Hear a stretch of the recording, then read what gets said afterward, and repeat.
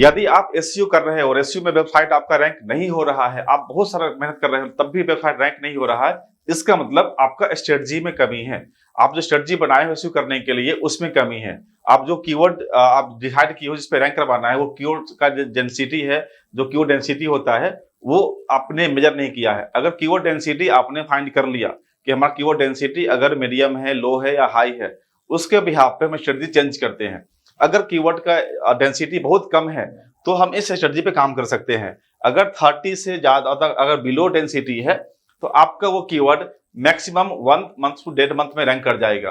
1.5 month के अंदर में अगर आपको रैंक करवाना है, अगर कीवर्ड डेंसिटी लो है तो आप इस स्ट्रेटजी को फॉलो कीजिए। आपको ऑन पेज पे ज्यादा फोकस करना है। अगर ऑन पेज में अगर आपने 60% दे दिया तो आपका वेबसाइट 1 मंथ के अंदर रैंक हो जाएगा।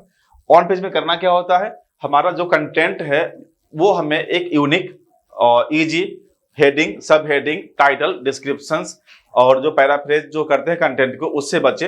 ह्यूमन कंटेंट लिखे, जितना ज्यादा ह्यूमन कंटेंट होगा, यूनिक होगा, कीवर्ड का डेंसिटी काफी बढ़िया होगा, अगर ये सब का ध्यान रखते हैं तो आपका वेबसाइट रैंक होने में 1 मंथ लगेगा। ये हमारा गारंटी है। आप हम लोग कभी हम लोग कंपनी चलता है, हम लोग कंपनी में अपना वेबसाइट रैंक करवाते हैं, बहुत सारे क्लाइंट है। तो कीवर्ड डिफिकल्टी अगर समझ में आपको आ गया तो आपको फिर दिक्कत नहीं आएगा उसमें रैंक करवाने में। अगर आपको कीवर्ड डिफिकल्टी के बारे में आइडिया नहीं है, आप एसईओ करते करते थक जाओगे, कभी किसी कीवर्ड पे रैंक हो जाएगा, कभी नहीं होगा, तो आपको वो पकड़ नहीं बन पाएगा कि कितना हमें काम करना है, कितना काम नहीं करना है, किस कीवर्ड को लेकर ज्यादा काम करना है, किस पे कम काम करना है, हमें ब्लॉक क्या करना है। तो देखिए, एसईओ पूरा कंप्लीट हमारा technical, on page, of page, 3 type का एसईओ होता है। अगर कीवर्ड डेंसिटी अगर आपका 30 से बिलो है तो इस स्ट्रेटजी पे काम कर लीजिएगा। 20% हमें टेक्निकल पे ध्यान देना है कि टेक्निकल एसईओ अगर कमजोर हमारा है, मोबाइल रिस्पॉन्सिव नहीं है, तो बहुत दिक्कत करेगा वेबसाइट रैंक होने में। तो अगर ये सही है तो हमें ऑन पेज के ऊपर हमें कंटेंट पे काम करना है। Content, image, title, descriptions, meta tag, alt tag, सारा जितना भी चीज आती है, तकरीबन इसमें आपका 14 वर्क है जो करने होते हैं। इसमें तकरीबन आपका 14 वर्क है जो करने होते हैं, और ऑफ पेज में भी आपका 10 वर्क है जो करने होते हैं, डेली करने होते हैं। ये आपका 1 टाइम है, ये भी आपका 1 टाइम है, ये आपका प्रॉपर डेली का टाइम है। ये है। हम लोग ऑन पेज में क्या करेंगे, ऑन पेज में हम लोग कंटेंट पब्लिश करेंगे, इमेज पब्लिश करेंगे, कंटेंट यूनिक करेंगे, कंटेंट में कीवर्ड का जो डेंसिटी है वो ध्यान रखेंगे कि मैं 3% से ज्यादा ना हो। तो ये सब का ध्यान रखते हुए हम इस पर काम करेंगे। ऑन पेज होने के बाद में हम गूगल पे अपने वेबसाइट को इंडेक्स करवाएंगे। जब इंडेक्स हो जाएगा, उसकी रैंकिंग की स्थिति क्या है वो चेक करेंगे। उसके बाद में समझ में आ जाएगा मुझे इसको और कितने ऑफ पेज करने पड़ेंगे।